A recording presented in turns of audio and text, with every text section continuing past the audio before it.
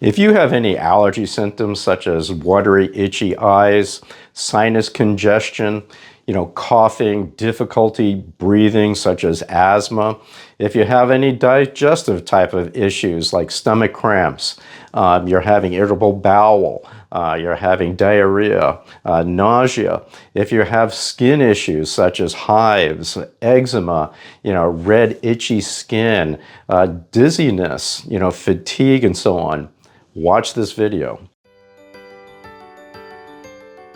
So if you had any of those types of symptoms that we had mentioned that are allergy related, you might be really interested in finding out, hey, what's causing these problems, Dr. Reed? And what can we actually try to do, maybe on a natural basis, to try to address these issues?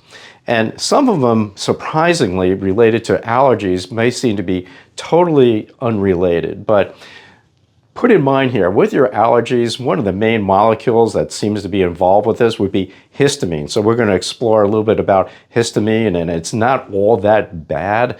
It's when it's unregulated that histamine is a problem. The other thing too is taking a look at your gut biome. Having like a small intestinal bacterial overgrowth can also be an issue that's contributing to some of your problems with allergies. And then another thing that we had talked a little bit about in some previous videos would be problems with methylation, which is a very important biological and biochemical process that takes place in your body, and how that is also interrelated to allergy symptoms and so on. So in this video, we're going to go ahead and explore these different topics, and I hope you find that information very helpful to help to resolve some of your allergy issues. Well, let's talk about histamine. Okay, of course, everybody knows, hey, if you have allergies, you're going to take an antihistamine. Well, histamine is not all that a bad type of molecule. It's a very, very important messaging molecule in the body. It actually, yes, it will cause you redness and the swelling and the itchiness and so on. Everybody knows that. But did you realize that it actually affects your wake and sleep cycles? It will actually affect your behavior. It affects alertness. It affects your appetite. It can affect just the way you eat and drink. It also affects the production of acid in your stomach and other parts of your digestive tract. It does so many other different things that, it also affects your immune system. It helps to direct actually some of your white blood cells to fight off viruses and bacteria and other organisms. And of course, some foreign proteins as well too. So histamine is not always the bad boy here, all right? The problem comes in here with regulating histamine. So let's talk a little bit more about histamine, where it comes from and what can be done about it. So with histamine, there are really two main sources of histamine. One, it's actually manufactured in your own body, okay? Mostly by some of your different white blood cells, many of your different nerve cells in your brain and throughout the entire nervous system, and other cells as well too.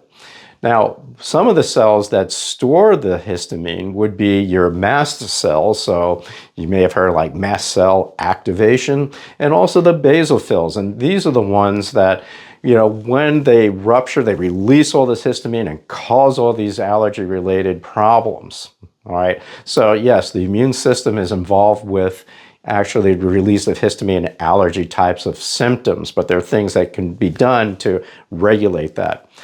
The second one, okay, can be the source of histamine is external, okay? It's from your foods, all right? And we'll talk about some of the different foods that are high in histamine. You might be quite surprised by some of them, all right? Because they're supposed to be healthy for you, all right?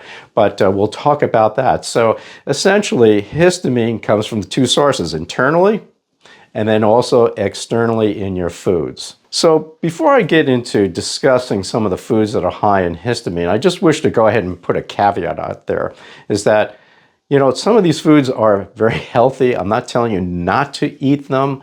They have a lot of nutritional value and so on. And I'm not saying never ever eat them at all. It's this, where your body might be at. You may want to minimize eating some of them for a while as your body heals. And we, are going to, suggest certain things you can do naturally to help to rebalance your body. So, once that becomes rebalanced, then you're probably not going to have any problem with some of these foods at all. In contributing to your histamine levels. So, but in the meantime, if you want, one of the ways to approach this is to go on a low histamine diet for a period of time to allow some of the healing to take place. So, what are some of these particular foods? Well, actually fermented foods. Yes, so your sauerkraut, your kimchi. How about, kombucha, all right? Sauerkraut, kefir, okay?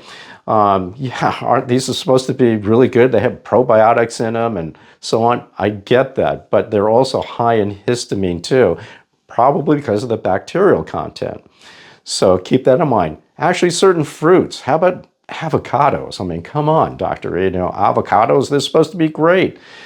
But yes, they are high in histamine. You have pineapple, strawberries are also, another type of fruit. How about fish? Okay, certain types of fish like tuna, sardines, okay? Yeah, they're high in omega-3s, right? And, mackerel, all right? And especially avoid, like, if they're smoked or canned, even shellfish. So again, these are not bad foods. How about aged cheeses? Yes, that's another one that can be a problem. Or how about certain alcohol, especially beer and wine, can also be very high in histamine levels as well too. So also, let me mention too, how about certain nuts, cashews, peanuts, walnuts, especially if they're stored, for a period of time. But it's like, hey, they've got great fats and proteins in them and so on. Yes, but they're also high in histamine. And I also want to mention bone broth, okay? That's a big thing here, all right? Who would think? But it's high in histamine. So again, I'm not advocating do not eat these whatsoever, but maybe for a period of time. Like I said, one of the approaches is to go ahead and concentrate on looking at a low histamine diet. So to go ahead and just talk a little bit more about this elimination type of diet, you may have to be in a low histamine diet. It could be weeks, months. Everybody is a bit different. What's kind of interesting is that there are certain genetic tests that can be done to see, how your body's able to handle histamine. And I'm going to go ahead and mention, actually, at this particular point in time, there's a very important molecule that is produced by the lining and the immune cells found in your digestive tract. And it's called DAO, diamine oxidase. Yeah, you can go ahead and try to take that in a supplement level, but you can also take a look and see there are certain genetic markers to see how well you're producing this DAO. And even if you have certain genetic things that indicate that you're on the low side, there are some natural things that help to bolster up and increase your DAO levels. So we'll go ahead and talk a little bit about that. And a lot of it has to do with making sure you're getting the right levels of certain nutrients. Really very important. So with the DAO again, what can we do? Well, again, I mentioned that DAO is produced mostly in the lining of the intestinal tract. It also is produced in the kidneys and a few other areas as well. So Dr. Reed, what can we do to improve this DAO levels, all right? Because if you're eating way, way too much in the way of histamine-related foods and you don't have enough DAO levels, you're going to get different, gastrointestinal problems. It can go to the skin. You can have, the headaches. You can have the fatigue and so on that can actually occur when you have these elevated histamine levels and DAO is not doing its job. So what are some of the things you need to do? Well, you need to address leaky gut. Yes, okay, here comes leaky gut again. And that's so crucial to heal the lining of the digestive tract, particularly the small intestine. We have, videos and, also some newsletters and so on, on our website that will address some of those issues. And if you're interested, it's called AZ Family Health Center, CENTER.com, to get more information on leaky gut. So, and what you can do about it, but also your vitamin C levels, okay, copper, zinc levels. There's certain B vitamins, folate, all right. These are all important in bolstering up those DAO levels. Even if you have some, genetic issues, or if you don't even, and you need to bump up those DAO levels, that's what's really important. Those are some of the things that we would actually recommend. So what are maybe some other things you can do to help to bolster your DAO levels? Well, actually, we find that pea sprouts, okay, grown in the dark or something, but kidney beans, lentils, chickpeas are actually some, different plant-based things that are high in DAO, all right? I wouldn't completely rely on it, but those are some other things too throughout there, food-wise, that you can do to increase your DAO levels inside your digestive tract. Now, we had mentioned about leaky gut and its role in histamine and allergies and so on. Well, let's dive a little bit deeper into that. It's really important to make sure you have a proper gut microbiome, which consists of mostly bacteria, okay, and some other microorganisms as well too. And we find that, certain types of probiotic organisms actually produce a lot of histamine. So sometimes, we have to be, careful, with taking such, large amounts of, probiotics, because you may actually be shooting yourself in the foot. And I have, on my, on my website and also the newsletter, we do have a list of some of these different bacterium that are well known to produce excessive histamine and can contribute to irritable bowel, the stomach problems, nausea, all these other types of symptoms that are associated with excessive histamine amount, all right? So, and if you have mast cell activation, well, you may want to go ahead and watch out for these particular types of bacterium. Hey, Dr. Reed, how do I know if I have all these, quote unquote, bacteria? And well, there's a stool test that we go ahead and recommend, one of which is called the GI map test, and it will actually measure quantitatively the amount of DNA in some of these different bacteria. And you can begin to get an idea. It's like if you have an overabundance of some of these histamine-producing bacterium. And of course, a lot of times we refer to as SIBO, which is called small intestinal bacterial overgrowth. And of course, if you'd like more detailed information about SIBO, I've got that information on my website as well too.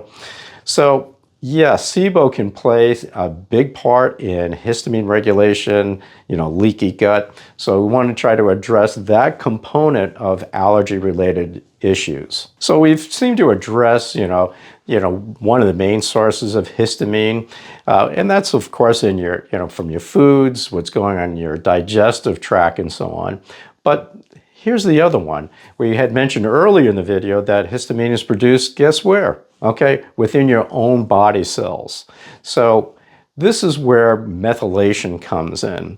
If you're not methylating correctly, all right, there's a particular enzyme called HNMT that actually is very important in regulating histamine.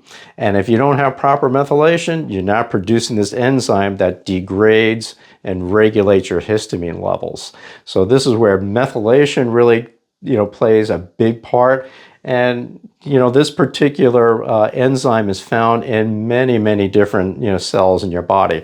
Obviously, yes, in the brain, the spinal cord, the liver, your gut, your kidneys, okay, in your trachea, the bronchial, the lungs, so under the skin. So it's really important to make sure you have proper methylation. And of course, we address methylation here. We have some other videos, and we also have some information and newsletters on the website. So that's a lot of valuable information. You can find out more about methylation and its important play and part in human physiology. But we're just trying to make the connection here with allergies and histamine and SIBO, leaky gut, and methylation, how all these things come together. And at first, who would even think that anything like this, be interrelated? But it's so important. So again, histamine regulation, via the DAO, this HNMT, is so important in our body. And this is where we begin to have a lot of problems. So it's not just about taking a antihistamine, which might help you at the moment, but there are underlying root causes of some of these issues and why somebody has all these different types of allergy related problems. So the next thing here, we're going to go ahead and discuss some of the different medications that can also predispose you to different types of allergy problems. So what would be some of these medications that potentially can interfere with the regulation of a histamine and affect your DAO and the HNMT? Well, antibiotics, all right, might be something that could possibly do that because it shifts, the whole bacterial content sometimes in the wrong direction, but that might be potentially what might be going on. NSAIDs like ibuprofen, for example. We also find like certain antidepressants, such as like Cymbalta, Effexor, Prozac. Even diabetic medications such as metformin might also be a problem. And believe it or not, over time, just taking antihistamines can interfere with the body's production of some of these different enzymes and so on. Actually, can begin to kind of suppress it. So yes, histamine blockers like Tagamet and Pepcid, yeah, they may have some immediate benefit, but over time, it may not be good. They're not effective. Same thing with Allegra or Zyrtec or Benadryl. So keep that in mind. And even some medications that affect the heart too, like Cardizem, might also be a problem too. So keep that in mind. If you're taking some of these things, that might be contributing to some of your particular issues. All right, so we've discussed, many different things about, histamine, but what can we do naturally here, Dr. Reed, to help resolve some of this problem? Well, I'm going to go ahead and just kind of summarize some of this and some repetition here. But of course, yes, for a period of time, you may have to be in a low histamine diet.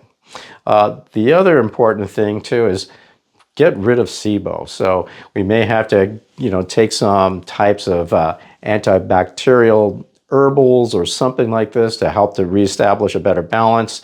Maybe add certain foods so that you get a better, microbiome and so on. Also, healing the leaky gut is so essential. We got lots of information, as I mentioned earlier, about addressing leaky gut problems.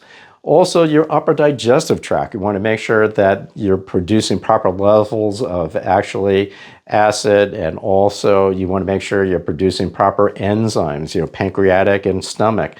And we kind of address some of those things too in some of our information on our website. So yes, getting that digestive tract, rebalanced and recalibrated and get the microbiome working. Those are some key things to start off with.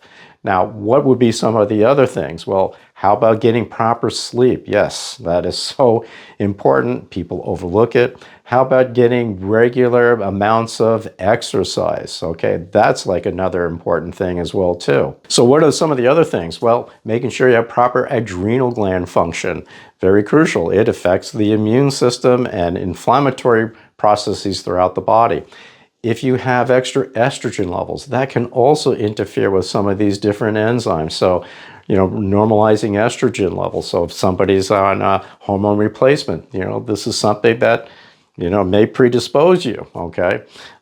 We also are finding too, taking zinc, quercetin, okay, would be, vitamin C, vitamin D. This all helps to regulate the immune system responses. And of course, quercetin and zinc stabilize actually those mast cells and the basophils so they don't release all this histamine so quickly. So those are important too. How about herb-wise? Well, we find that herb-wise, taking ginger, butterbar, stinging nettles, berberine, also black pepper extract, okay, can be some things from an herbal standpoint that would be helpful for you. Also, different vitamins that are involved with proper methylation. So, of course, we want to make sure you have the methylated B12, the methylated folate, proper levels of vitamin B2. We want to make sure that you have proper levels of magnesium. Okay, these are all real. And then, of course, SAMe. All right, SAMe is another important antioxidant to make sure you're getting proper methylation. And of course, that affects that HNMT enzyme. So these are some of the different things that think about that can be done naturally to help regulate what is going on in your body regarding histamine. So as you can see, in our discussion, there's so many different aspects that affect allergies and histamine regulation, and everybody is an individual, all right? And it's not the same in everybody. And if you're one of these people that really want to get down to the root cause of your problems, what's causing my allergies, Dr. Reed? Is it the methylation? Is it my SIBO? Is it some other things, DAO, all right? Or maybe a combination of things. We can go ahead and do the appropriate testing to find out those answers for you. It could be in the form of like a stool test. We can do some other blood tests, organic acids tests, okay? The genetic, profiling and so on. We can begin to get an idea and piece together the parts here that are not functioning quite right and might explain, hey, why am I putting up with all these allergies? And, do you always want to just go ahead and grab, the antihistamines? Again, you're addressing a symptom and not really getting down to the underlying cause. So if this is of interest to you and you'd like to get a deeper dive and really find out what's going on, I'd encourage you to go ahead and contact my office at 480-732-0911. And one of my staff members would be, happy to go ahead and schedule, a personal evaluation and also a consultation with me as well, too, to see, what we can go ahead and do with you. I hope this information is helpful, and thank you for watching.